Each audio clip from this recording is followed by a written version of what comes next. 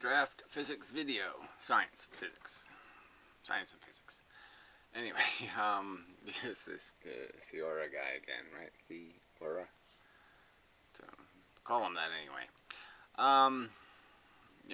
I get this whole, let's go back to the Greek thing and all that kind of crap doesn't make a whole lot of sense to me.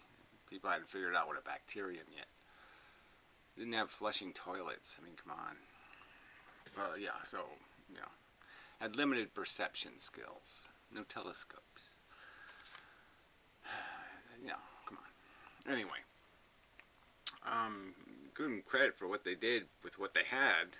Living in absolute horror, they did pretty well, but really, it's not a blueprint for the modern man. So, this is his style. He's really thinned down. This video is just a rag on people, making fun of their name. Come on. Einstein didn't choose his name. But anyway.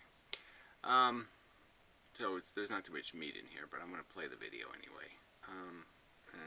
I should be able to get to my points. And but that's the whole point, really, right? There's got to be some... Look, I'd like to have a conversation about physics, and I'm not going to read from anybody's Bible. And frankly, I don't, from my perspective, right, I'm arguing with the Catholic Church, and you're basically voodoo. So, I mean, I don't, it's different than the Catholic Church. It's really different, but it's still, fuck that. It's voodoo. So anyway. But probably somebody faxing me. That's the new game they're playing. They're faxing me. Hello? Yes, another fax. Thank you. Appreciate it. You're too cool. You micro penists. You don't have a penis. You just have foreskin, fucker. Skanky little piece of foreskin between your legs. Oh, makes you a woman. Oh, anyway, moving on. So at the end of the video, he talks about the wine debate. So I just thought I'd play that part first, just because it's kind of ironic, in the sense that this video was such a rag. I mean, just ragged. I can't seem to get it to go back further, so I have to start from here. Maybe. Yeah. Maybe it won't even do that. Come on, YouTube. I gotta reload it, I guess. It's not gonna do anything I'm telling it to do. So. Hey.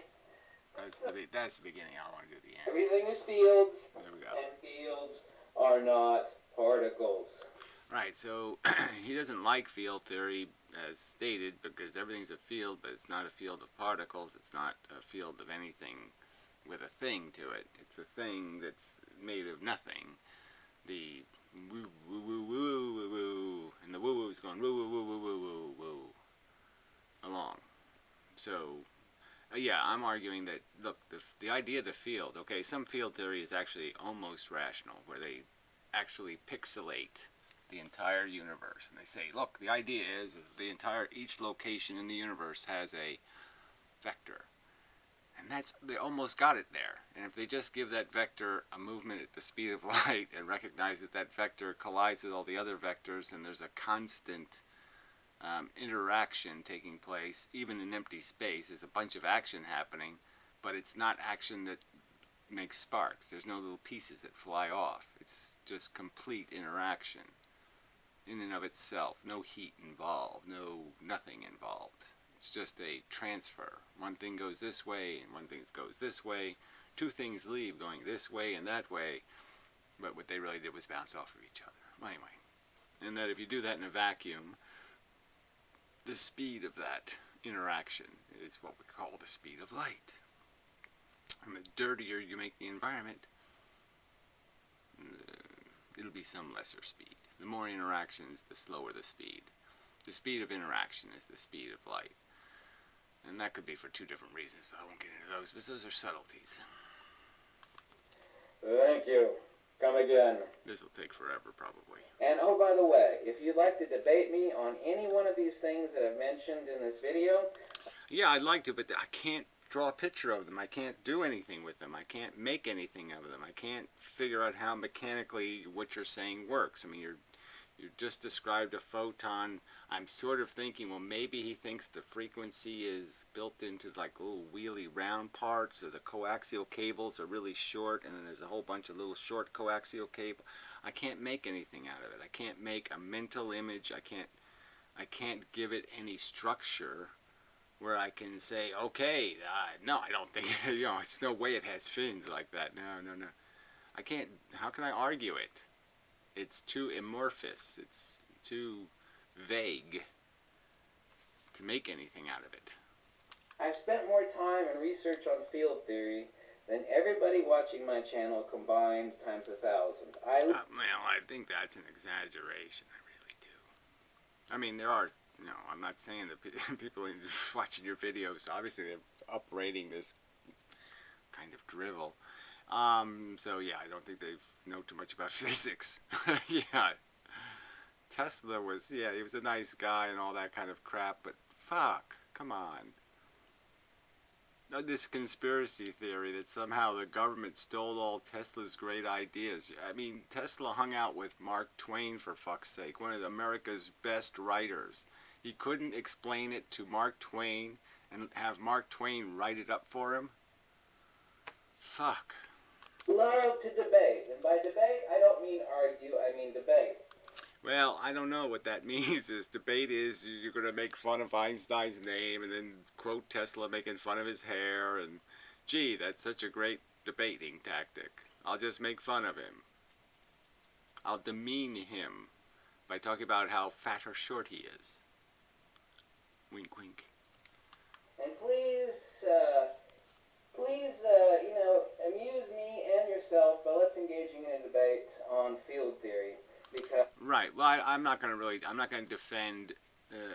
I'll defend field theory in the sense that, okay, if we can establish that virtual photons are not virtual, that they're actual, and that I'll give you a cause for them, and that will establish that the bent space kind of thing, yeah, that's kind of bogus. Sorry, faxing. Yes, you're hilarious. Hello? Yes.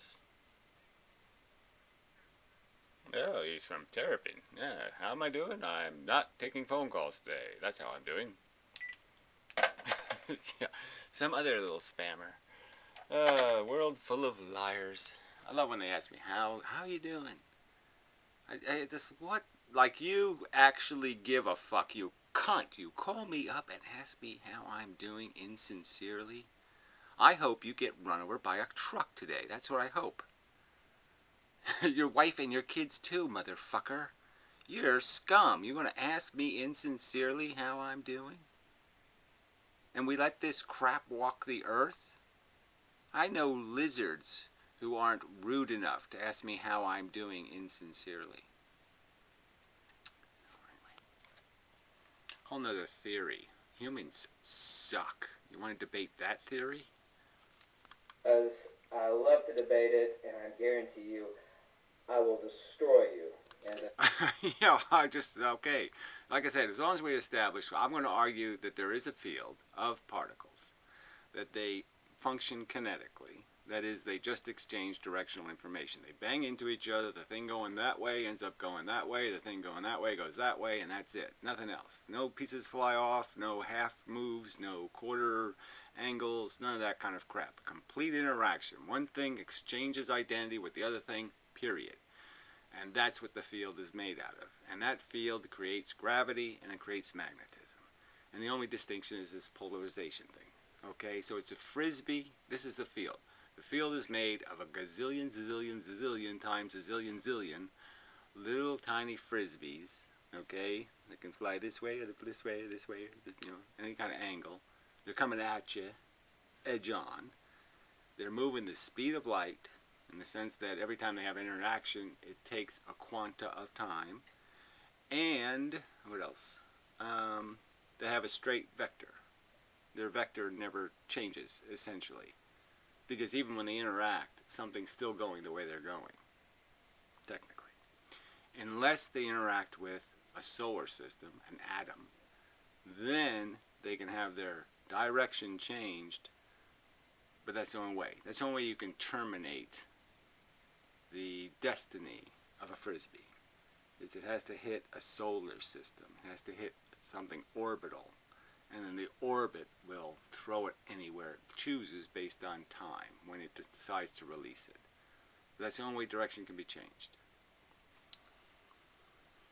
Only way photons can be bent. They have to interact with matter, orbiting stuff. Discussion on field theory. Absolutely, unequivocally, without any hesitation. Let's do it. I love to debate field theory. Okay, I'm game as long as, like I said, I don't have to defend Mark Green or something because he's an idiot. Okay. Catch you later. Okay, well, we'll kind of catch you right now, actually. So let's catch him right now. Game begins. Hey, let's, obviously a lot of people who watch the videos that I do on photography aren't interested in the videos that I do on field theory, and vice versa. Sometimes, obviously so, they certainly do overlap, because what is photography other than, of course, if you're a master photography expert in composition and light manipulation. Now, yeah, well, really, technically, I don't see much relationship between the art of a good photograph and physics, but whatever. I mean, yes, they both have photons in common, but that's about all. it is an absolute, undeniable fact that every part in human history has always thought that they had a correct handle on the nature of the universe. Right, and some are right and some are wrong. So I would argue that the guy 350 years ago who said, hey, you know what, this gravity thing looks just like shadows and pressure fields, and there's low pressure and the stuff moves into low pressure, so there's little bits that are pushing things, yes. And everybody mocked him and laughed at him, and yes, he was right. Yeah. I'm sure the first people that talked about round Earth, everybody's, oh, you silly person, I've been to the edge and looked over, you're silly. But, of course, they were wrong. And we know some things now, though, right? Not everything is debatable anymore. Believe it or not, however, and this is easily provable, the ancient Platonists, the Pythagoreans, and some Neoplatonic Platonists, which is why I translate ancient Greek, and have been doing so for many years, including ancient Prakrit, had a far, far, far better grasp of cosmic mechanics. And I don't know where you get the time for all this stuff, but whatever. Good on you, I suppose. I just really don't know how you seem to be doing everything. The whole world seems to be running on your whatever mojo. But whatever. now, I mean, they literally sat around. I mean, they weren't worried about paying bills and property taxes and buying the latest microwave or DSLR camera. And all you need to do is isolate yourself and have a very logical brain. And there is an ancient... Well, really, I think you need a little more than that. You need a few tools and instruments and whatnot to be able to really get it, you know, to do the experiments necessary to, you know, rule things out and such. It takes a little bit of work. Tools. Lost art, and I plan on writing a book about it, as well as I've written many articles about it. And it's called Well, it'd be good if you link to them or something, but whatever. I guess it's under your secret code name, Michelle Obama or something. I don't know. Abduction or retroduction, not like you abduct a child. It is a type of thinking methodology whereby which very abstruse principles of nonlinear comprehension of ontological... Kind of funny that the only other person I heard use the word abstruse was Feynman. Yeah, that's just kind of a, you know, I mean, I'm definitely, you know, yeah, maybe I've lived a sheltered life, or maybe I don't pay attention to people who use words like abstruse, but, yeah, it just turns out that way. I figured he was saying it wrong. I would say obtuse. See, like obtuse triangle. It's crookedy. But abstruse, whatever. Whatever floats your boat there, fella. I guess it's got to be something that floats it because, you know, you're a little heavy. Principles can be understood or grasped. Now, getting to the point of light. Now, it is true that there really only are two people that are intelligent in this world. And I don't mean wise, I'm just talking about intelligent. There is a large... I don't know, what's the point of this? Whatever.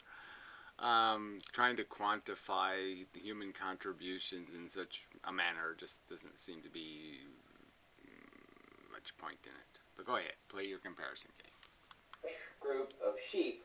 Bah! That you're brought up and brainwashed that Einstein was a really, really intelligent person. Right. Well, I mean, there's a bunch of Catholics who think the Pope has something going for him. So, yeah, there's all kinds of people with loony ideas. But clearly Einstein was clever enough, to write some very, very convoluted math that apparently comes up with answers that are somewhere close to the truth.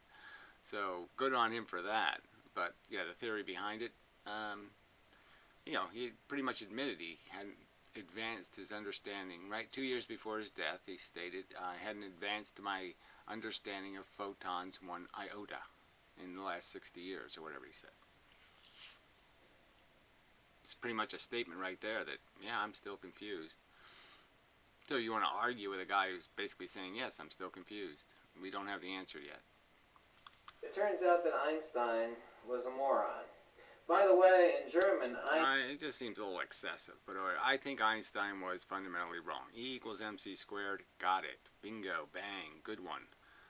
The rest of that relativity crap and bent space, yeah, just a canard, just a creation. So I'll explain it a little bit. I mean, I explain it simply, This whole idea of dimpling space, and I just explained this, all this is doing is creating the necessary energy, right? Because you need energy to explain why these things are moving towards each other. So Einstein created energy out of empty space by just saying, look, I'll dent this space, and that creates the energy going down because gravity, the thing he's explaining, is pushing them down the well, and then they've got momentum, and they go back up the well. And so he's creating a source of energy, and he's using the very thing he's supposed to be explaining, which is gravity, to make the energy. So he isn't really doing it. So he just creates this space-time notion, bends it, creates an artificial source of energy. But all he's really explaining is the idea that there is a convergence, all right? That everything converges, and it converges based on its location in this field of stuff. And the point is low pressure, high pressure. So if I block force by absorbing it, by consuming its identity, and I give away identity in some other directions, clearly this object is not going to be hit by this object. It's going to be hit by this object, and it's going to move this way because it's going to end up absorbing more of this because it's getting more of that. We're a reflection of the fields around us. The fields around us transform us. They go through us. We absorb elements of the imbalance they have, and we become part of that imbalance. And it takes time because we have lots of little bits. So any directional change for a thing that has many, many little pieces spinning around each other, you first have to get this guy to go this way, and then you have to get this guy to go this way, and you got to get this guy to do this way. And they all have to be doing it simultaneously for this ever to go as fast as the speed of light. They all have to be doing it. And so if only one of them's doing it every 1/1,000,000th of a millisecond, then your velocity isn't going to be very high. It's going to be very slow because it has to be 1/1,000,000th of the speed of light. Not complicated, mostly. But anyway, yeah, so that's enough of that. Einstein means one stone, which is a slant, meaning you've got only a couple rocks in your head. Einstein, one stone. Yeah, whatever. Again, this whole, my name means one who throws spears or something. Hey, it's a good name, after all. Look at that. It matches. The name Einstein actually means idiot, by the way. How ironic. I don't think it's ironic at all. I think it's that's kind of like oxymoronic that you'd even bring it up. I mean, you're almost insulting your own intelligence by thinking this is somehow a relevant debating piece of evidence or reasoning. Ooh, Einstein's name means one who sits in mud and masturbates. Oh, therefore, that's what Einstein is. Now, I think that's just kind of going too far, fella. Einstein was a moron. Okay? That is just an excessive statement compared to who and what. Shit. I mean, it's kind of a silly thing to say. I think it's a silly thing to say. I mean, even if you just gave him credit for doing the, some of the thought experiments were clever. Now, who are you going to trust? There are only two factions in this world. The guy that loves... Well, see, now that's just silly. There's only two factions, so, you're just saying that it's my cult, zombieism, and Catholicism, and that's all there are in the world. It's me, the zombies, the zombieites, and the Catholics. No, there's a lot of other shit out there. Peace, and that invented 100% of the modern world. Well, this is just so silly. 100%. Another preposterous exaggeration. Tesla spent his life trying to make a giant ray gun to end war. Yes, as soon as somebody has the giant ray gun, they win, right? First one to the giant ray gun wins. I mean, it really was. I mean, yes, I love the idea of him living in New York City and feeding pigeons. Okay, that's all quite nice. And taking little broken winged ones home and nursing them and such. Very kind. Very nice. But, his ambition in his life was kind of insane. He squandered and pissed away millions of dollars. He wasn't even clever enough to figure out how to, buy a home of some kind and pay off the mortgage.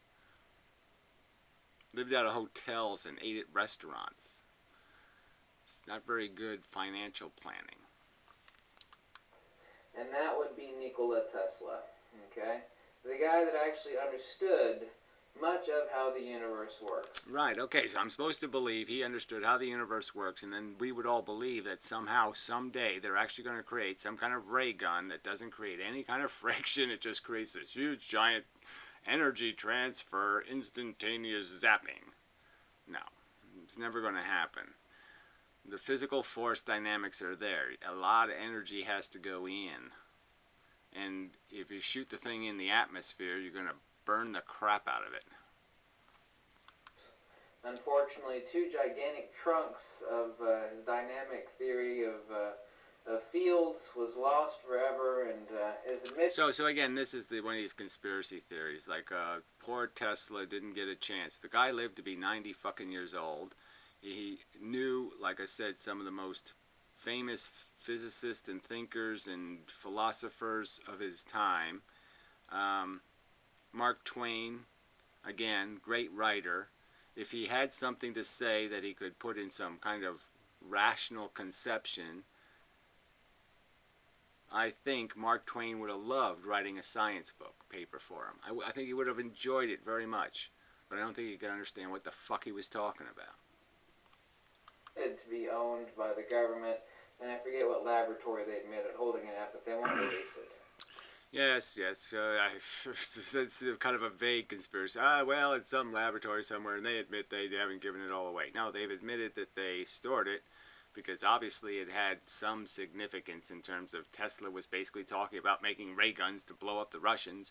So I guess it's the kind of thing where there might be some sort of security interest, and so then they went through it all, scrutinized it, said, oh gee, this is all a bunch of crap, and then they released it, and now it's in some museum in Prague or whatever. So this seems like kind of bullshit. But whatever, go ahead, bullshit all you want. So, and then there's another person who didn't invent anything. Now, he did get a Nobel Prize, not for relativity, which is still a theory, and by the way, that theory has far less credence today, even among his lovers, than it did, say, 30, 40 years ago. Yes, the whole bent space thing is just plain silly. I concede Einstein's wrong about that. What he's right about is the fact that it's a convergence. That this is the This is the proper narrow field implication. Gravity only exists when something's in gravity. Okay, so yes, if the force only exists, the space only gets bent when something masses interact with each other. There's no gravity without something accelerating in the field. So something has to be in the field and it has to accelerate in the field for gravity to be induced, which means it's a partnership. The thing induces it in the other thing induces it in it, and it accelerates until it reaches its maximum gravity possible, its maximum acceleration. And that's what happens. That's the reality. Otherwise, gravity just flies right through everything. If there's nothing to interact with, the gravity just goes right through the thing. There's no blocking, there's no absorbing, there's no acceleration, there's no movement. That means there's no force. So there's no imbalance in the field until something imbalances the field, until something bends it. But that bending is not really bending, it's shadowing. It's a shadow, it's not a bend in space. It's a literal, real shadow against force. You absorb force, force can't go where it was going because you absorbed it and you obtained its velocity. That is extremely telling. He did get a Nobel Prize for something else. Now, it is true that accurate observations do not translate into accurate explanations. The photoelectric effect. You probably don't know. Well, and the Browning emotion thing, yeah. Kind of important stuff. What it was. I mean, I've written about it in my book on magnetism. But he made correct observations with incorrect conclusions. Now, the entire basis of current physical theory, physics, by the way, physical, is based upon the notion that cosmic mechanics, or Mother Nature, if you will, is an insane hooker on crack with a bag of magical particles. Yeah, well, that's incorrect, and I'd just say that your magical vortexes of vortexery are just as amorphous, untangible, unrealizable, uncontemplatable, as vacuous as the quantum photon that magically doesn't know where it is and doesn't know where it's going until all of a sudden we don't look at it and then it knows where it's going, and what the fuck? Yeah, that's bullshit. You see, they can never understand, nor can they explain instantaneous action at a distance. Well, that doesn't happen anywhere, so that's why they don't explain it. Einstein didn't think it existed. I don't think it exists. I don't think there's any evidence that it exists. I think it's all convoluted, just totally strangled experiments to try to demonstrate it. This idea that, oh yeah, I know exactly which photon is 4 miles and 74 feet away. Because I made it here and it's over there and I know exactly where it is. So they can't figure out where it is when it's heading for the 2 slits, but somehow they know exactly where it is when it's 4 miles away. Yeah, I don't think they do. IAED, nor have they correctly explained light. Okay? Right, I would agree. They haven't correctly explained it. This wave shit is absolute nonsense. Things in the world have frequency. Things go bonk, bonk. You know, I could bang a hammer on the desk. Anybody going to be saying I'm waving? No, I'm I'm creating an all or nothing impact at a constant period. All right, there's no wave. It's a frequency. Period. Period. Right? It's a period between incidences. That's all it is. And yes, waves have a period between incidences. But that doesn't make everything a wave, because periods sometimes are in the form of a wave. Right? Right. There is no such thing as a wave-particle duality. I agree. There's just quanta. There's little tiny bits, and if the bits are, let's see how to describe. If they're not coming at a constant frequency, that if they don't have a standard period between them, matter thinks they're gravity. If they do have a period, then they'll be absorbed and reflected, or they'll be absorbed and then the mass will increase. So they'll either be absorbed by a solar system, or the solar system will throw them out at a new vector, in a new direction. So photons, things with frequencies, can be affected by entering gravity pools where gravitons, photons without a frequency, just go right through, generally speaking. As I've told you before already, every age of humanity, as far as its science goes, has always thought it was right, and 20, 30 years later, sometimes 40, 50, Right, but this is like one of those fallacy things, okay? Because it happened yesterday doesn't mean it's going to happen tomorrow kind of fallacy or something, right? The fact that there's no terminal end to knowledge is a fact. I mean, is a fallacy. There's a terminal end. You figure out that the world's not flat. You figure out that astrology is bullshit. You figure out certain things and you say, yeah, we know it now. Statistically, we've done the experiment. You flip a coin and it's heads or tails. It's not middles. You know, that kind of thing. times more, it's always proven. They look back and they go, oh, those guys were idiots. They had no idea. They were talking out of their asshole. Yeah, well, they were, okay? I mean, voodoo, ether in your brain, demons possessing you. No, brain tumor. I mean, they got a lot of things wrong. They were ignorant. They didn't have probes and telescopes and microscopes and accelerators and all that shit. Einstein has set back cosmic mechanics understanding by 100 years. Well, I would agree that Einstein made made a mistake. He just got it wrong. He contrived a dimension and put the energy in that dimension, the fake dimension of time-space and space-time, and it's a canard. It's an inaccurate. It's a cheat, because time and space don't have energy. So you should know right from the beginning that doesn't make any sense. Empty space and time, how could they create force? No, the force exists in the universe, and it's that force that is manifesting in this movement called gravity and magnetism. He is actually starting to wane. I've actually noticed over the past 20 years that those who know who the hell Tesla was has gone like this. Yeah, well, whatever. A lot of truthers and nutballs are coming out of the woodwork, and it's all kind of tragic and sad, actually. Everybody's just going on all kinds of, hidden dimensions, exploring hyperspace, blah, blah, blah, blah. I mean, come on. It's just a bunch of wacky woo-woo. Those who understand that Tesla's comments about Einstein, about him being a fuzzy-haired crackpot. Right, now that says what about Tesla's character right there, right? Isn't that saying something right there? Pointing out that he has fuzzy hair and he's a crackpot. Well, Einstein could say Tesla's a homeless clothes whore. Yeah, there. Does Einstein win now? And the notion of curved space, which is nothing other than the absence of inertia. The notion Okay, curved space, the absence of inertia. It's not really the absence of, right? It's the creation of inertia. So I don't even know why you would say it's the absence of something when curved space creates velocity, creates acceleration and velocity. It's not the absence of something, it's the creation of something. And either way, it's wrong to create it that way.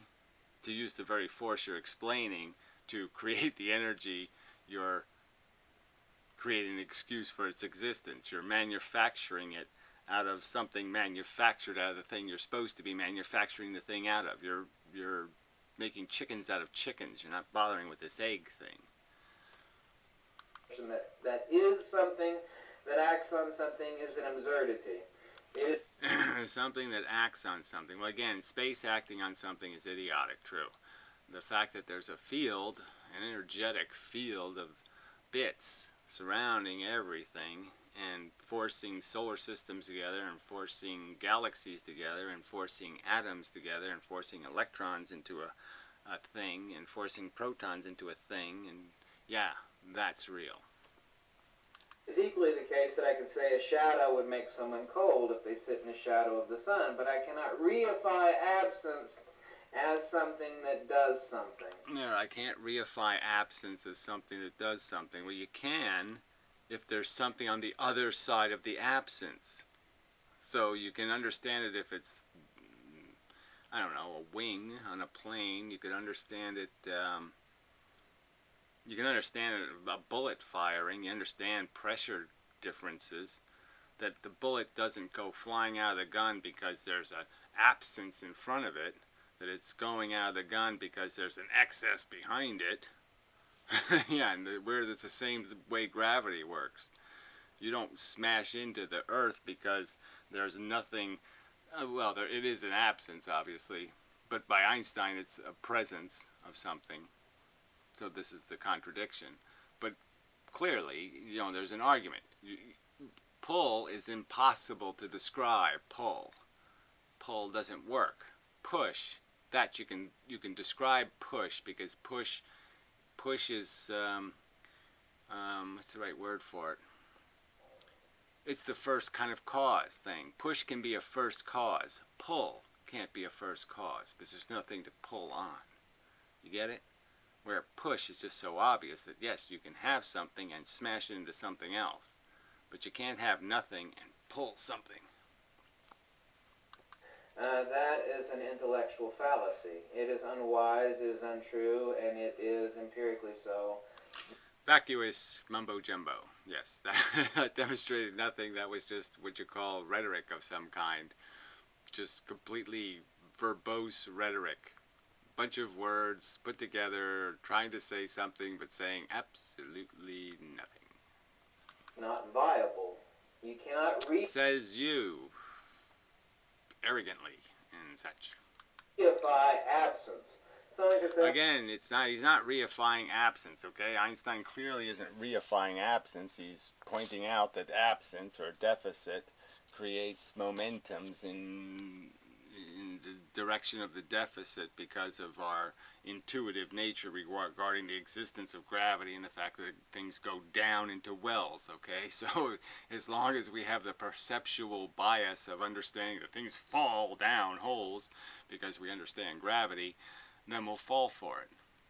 But yes, if you take it seriously, you say, well, the hole can't do it. It needs the force to do it. It needs the push. Where's the push coming from? You can't use the push you're explaining to explain the push. Well, I tossed you out into the vacuum of space and you quickly died because there's no air there. Well, no air, absence of something, is not something that actually acts upon something. Well, I don't know if that's a very good analogy. I mean, obviously, our dependency on the existence of air makes the absence significant. So that doesn't. It's acting in the sense that it's again the non-act is the same as the action in the sense that not acting is acting. Not going to the war is like going to the war. It's still an action and it still has an impact. I don't know what you're saying there. But I agree that you can't synthesize something out of nothing. You should synthesize it out of something. So both Feynman and Einstein, all these people, should have done better than virtual particles and bent space. These are not good explanations of a source of energy. Absence itself is a posterior attribute of something else, and it is relational. It is posterior. Well, whatever, fine, it's got a big ass, okay. I would agree that it's the big ass gravity that's pushing you into the earth. This is the fallacy of a composition whereby which one reifies absence as principle or subject. Well, the white space is always going to be important, okay? You got the space you write on, and then there's the white space that contains it. So containers are always important, and yeah, that's sort of the argument. The field is the container, the big field, and we are little things in the big field, and each little thing makes a field of its own around its influence, and collectively we become a collective of influence on the big field, and the big field action-reaction, which you push into the white space, does something to the space. So unlike writing on a piece of paper, right? I can write on a piece of paper and I don't push the white space, I don't make it compress it. But in reality, when you create matter, what you're doing is consolidating white space. So you're taking invisible space and making it visible. And that's essentially what matter is. Matter is gravity converted into something more condensed, more bits inside, more bits per square inch. And when you have enough bits per square inch, you have matter that's, hey, I can see that piece of matter, right? You know, because there's more bits per square inch. But it's really just the same bits that are gravity that are invisible. They're just closer together and in these little spirals, of course. Because they're all still moving the speed of light, so they have to be in circles, not to go anywhere. Probabilistic circles. Mathematically relevant thing, but it's not really a circle. They go this way and they go that way and they go that way and they go that way, but the net result is that eventually everything mathematically goes into a circle. But anyway, it doesn't really matter. So what was I saying? Yeah, so this white space is important. So yeah, so when the matter condenses, what happens is the field expands. See? The two are tied together. You can't do something in here without doing something to the out there. That's the conservation. Yeah. That's why Tesla's ray gun ain't gonna work. Because big force going that way means you somewhere there's big force going the opposite way. You just don't get that force shit for free. You shoot his shotgun and you're gonna end up, you know, squashed on the moon. And this is the primary fallacy behind relativity. And Einstein and all the idiots that believe in what I... Well, whatever. Relativity is wrong for a lot of reasons, and it's just kind of silly in the sense that, okay, it takes advantage of something quite obvious, this idea that, you know, somebody moving 10 miles an hour can relate to somebody moving 30 miles an hour, and they can recognize certain differences and certain similarities in what's creating their motion. So they can both realize they're on the Earth spinning at a certain rate and blah, blah, blah, blah, blah, and they have relative absolute speeds. But again, it reverts to an absolute speed, and in the end, that's all you really have is an absolute speed. But the trick is that your absolute speed is always conservational. Okay, my rotation on the Earth isn't really a velocity in any one direction, because I'm constantly changing the vector of my movement. And because it's a circle, half the time my vectors are being changed in that direction, and well, 1/4 of the time, and then 1/4 of the time my vectors are being changed in that direction, and 1/4 this way, and 1/4 that way. So in the end, it all adds up to nothing. So over a 10-minute period, I have no velocity given to me by Earth, in the sense that all of those velocities are changing constantly. So I'm not gaining any speed. I'm not really expressing any speed, in the sense that I'm just changing the same percentage of the same difference is always getting erased, and a new motion is being replaced. I'm not adding motions. I'm just replacing a motion. Einstein taught. Tesla knew this was BS and crap and said as much. The most meek person on the Earth never... Really has nothing to do with anything, how meek the person is, how many, I don't know, how many people's brains he ate, or how many eyeballs he poked out. Really doesn't have anything to do with whether he understood what physics is or not. harm a soul. Said as much. Called him a fuzzy-haired crackpot. Right, a really stupid thing for a smart person to say. He said his followers were stronger of mind, and eventually the truth will shine out, and of course it will. Now, I'll bet you some money on that. I'll bet you a few cameras. You want to bet some cameras? Yeah, I'll bet you a whole bunch of cameras you're going to be wrong. We'll probably both be dead then, so I don't know, I'll leave a hole in my, you know, my tomb, so you can just drop the cameras in the hole. You won't have to, you know. getting into breaking this into photography, well, that sounds like a long stretch, right? Photographia, photon, photos, light. If you think that the lens on your camera is a light funnel that is... Yes, that's exactly what it is. It's a bunch of matter. The lens is made out of matter, and happens to be matter that has consistent arrangements of the little bits inside. The little solar systems are all angled the same way. And so when the photon comes in, it gets nudged by the same amount, because it's always hitting the same twist. And so it gets pushed. Yeah, that's how it works. Funneling in particles to hit the back of your sensor or your film emulsion, then you, alas, have been sniffing the glue of quantum mechanics. Actually, I think everything that happens on the lens happens on the surface anyway, so it's the last bit that's crooked, right? Because the lens has a surface, and it's that last crooked edge that really bends the light.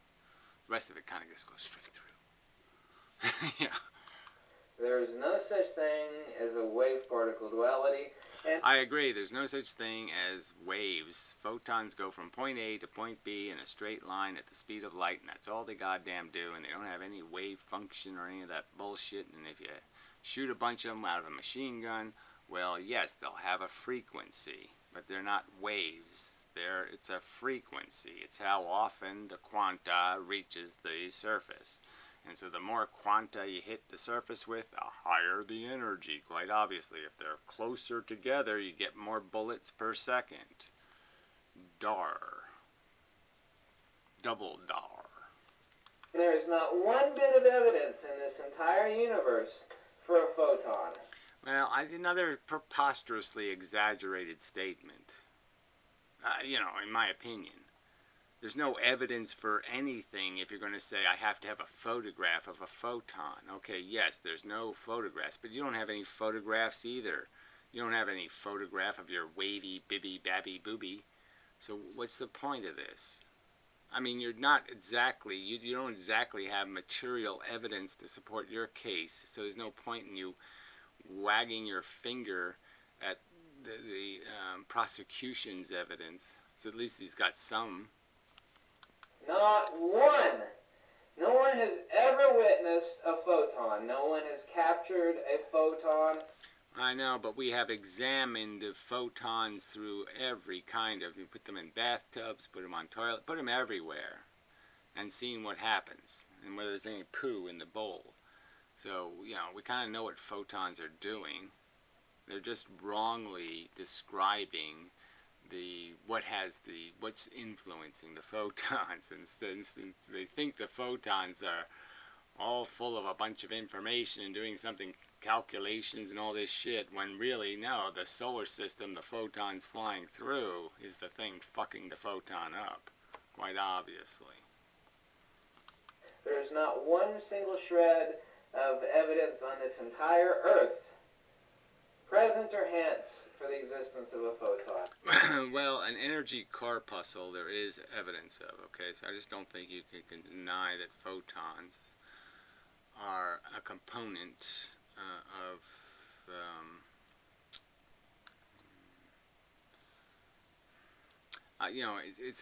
the tricky part is that the photon is just filtered gravity. So it's just gravity with a frequency again.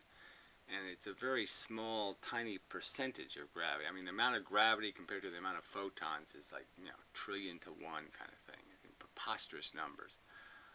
But photons have this unique character of having a frequency. A frequency is important. Whatever frequency they come at is sensitive. The atoms are sensitive to it. More particularly, the electrons are sensitive to it. And we already know this because we know we can tune in radio frequencies, and we can tune in light frequencies, and we can tune in microwaves. We can tune all of this stuff. So we can tune the matter to be sensitive to the arrival of these photons, and we can do that because of the fact that they do come at a frequency. Light is a coaxial circuit, a longitudinal dielectric with transverse electrical magnetic component. There you go. Boy, I wonder what that means in German.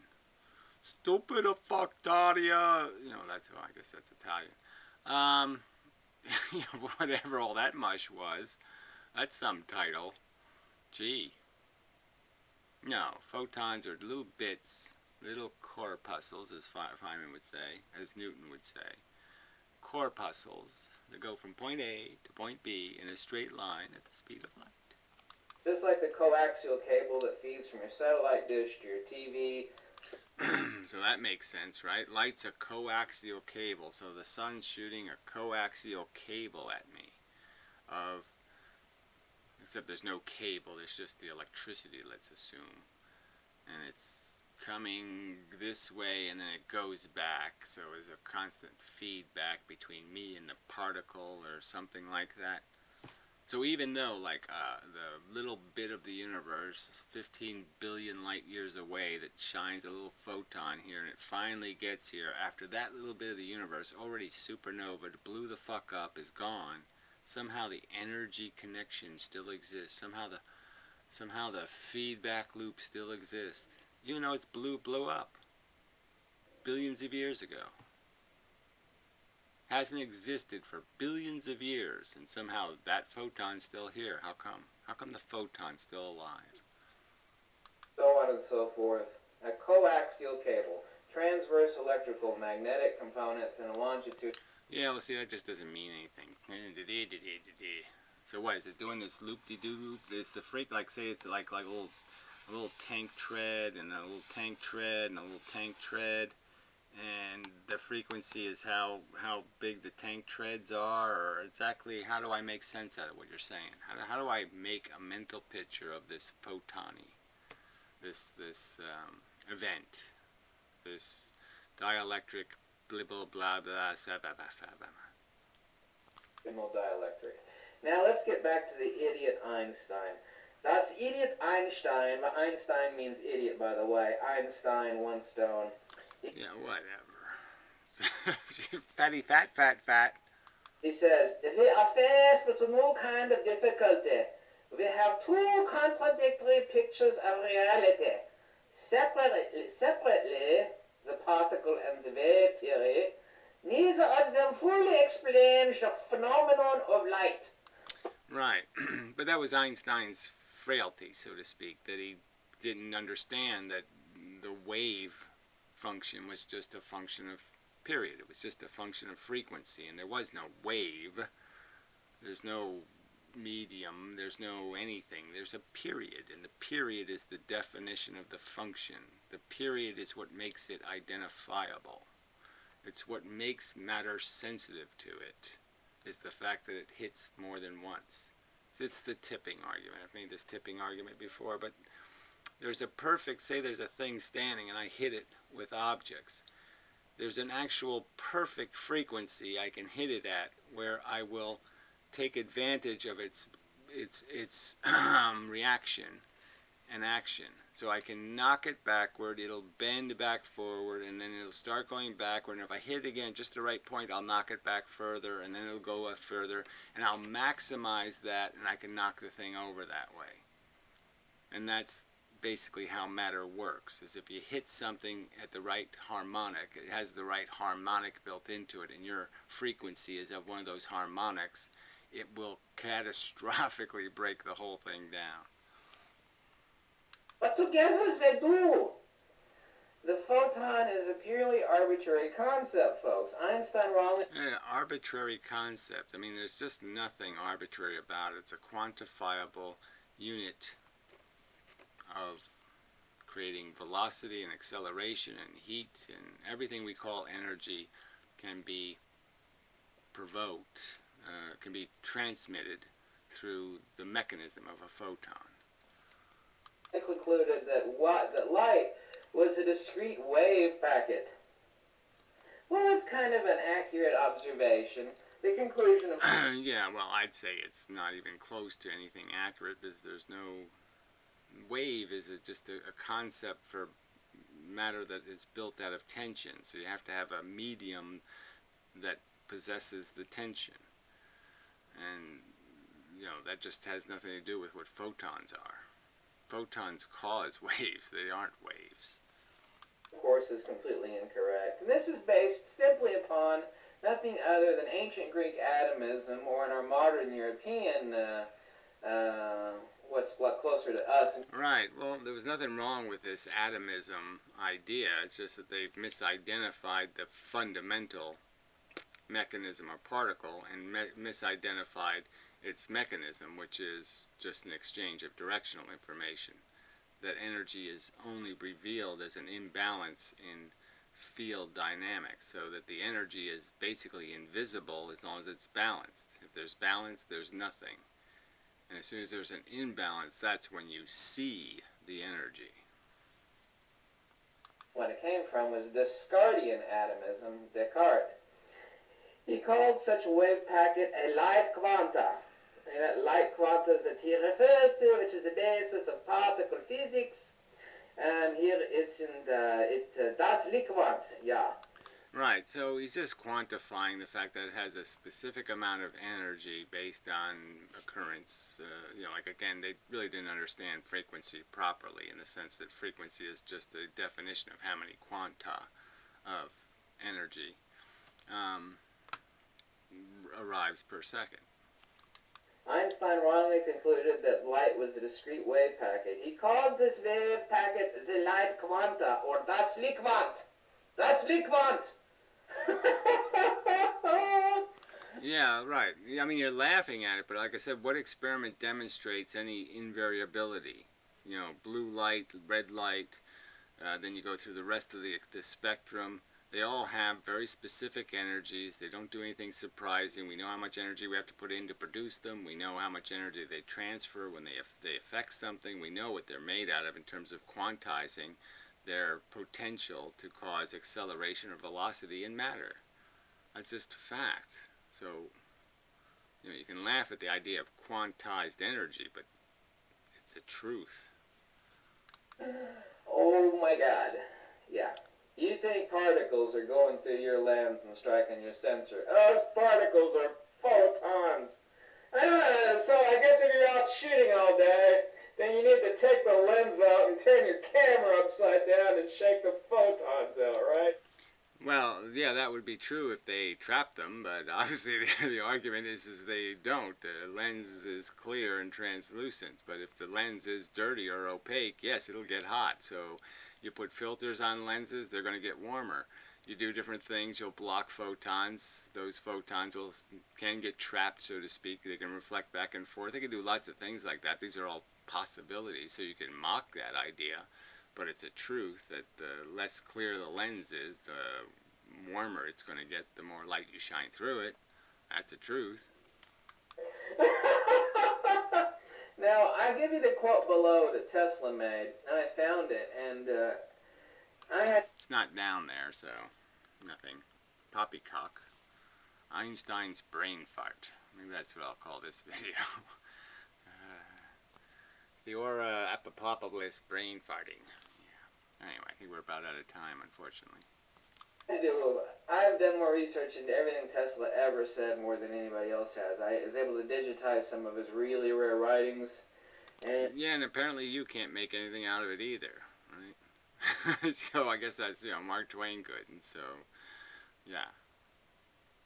Nothing anybody can understand. Anybody being fair, saying, what is that? What did he just say? Oh, it's one of these. It's a blah, blah, blah, blah, blah, blah, blah, blah. Oh, that's what the universe is. Okay. We're made out of special purpley stuff. Yay! Spiraling purpley stuff. Yeah, I guess that's what people want to believe. And I was able to do digital searches for what he talks about fields. See, the 800-pound gorilla that shits upon and squats upon the skulls of current atomic atomistic physics, which encompasses all of quantum mechanics, quantum, quantity, i.e. physicality.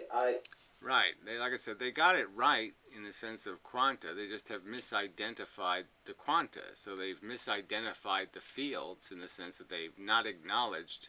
If they acknowledge a field existing, they make it a static dead field, and then they have to dimple it to make it do something. So Einstein makes space a field, and then he bends it to create movement.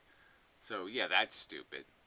But if they had originally thought of the field as something that contains energy, that is active, that it has tons and tons of unkinetic energy, energy that isn't expressed until it interacts with something,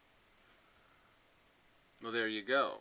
Then you can explain gravity and magnetism. You can explain why things move.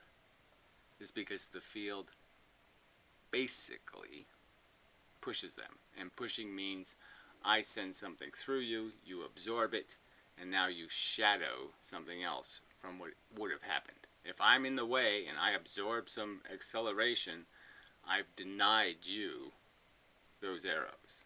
That effect is now not going to reach you. You're going to have a field imbalance, and now you're going to start absorbing arrows. I mean, it really is just that simple. And they missed it. I mean, I don't, it's hard, and they missed it in the context where somebody 350 years ago gave them, yes, okay, it was a crude stick figure drawing of it, but it was so close to looking just like it, and you're just like, gee, that's just, the basic idea was there, and all I had to do was a little bit of physics to make it work. And I mean physics in the sense of understanding that, oh yeah, these discrete, ultra-mundane particles, that's how Lesage described them, ultra-mundane particles. And they couldn't just go a little bit further and say, wait a minute, what if we make them purely kinetic particles? Then they're really ultra-mundane. And they just didn't do physics. They kept thinking about the fat world where raindrops splatter on your head and little splash marks fly off and that kind of crap, and that just ain't what particle theory is. Particle theory is a frictionless world where things don't break into little bits. The particles, okay? Everything in the universe is fields, and fields are not particles. Instantaneous action at a distance is real. Well, show me on that one, buddy. Okay. Now you're probably going to ask me about a solar sail. Now, how does a solar sail work? Obviously, it's photons. We know if it's... Yeah, I wouldn't bother with that one. It's the thing I would point out. I'd do something more like a voltaic cell that's creating electricity based on photons impacting it. Deploy a solar sail out in space, that there will be propulsion. It's not extremely fast, but it works. That must be photons.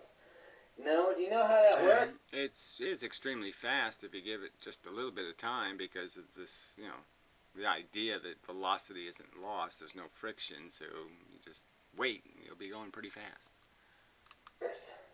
Do you know how a solar sail works?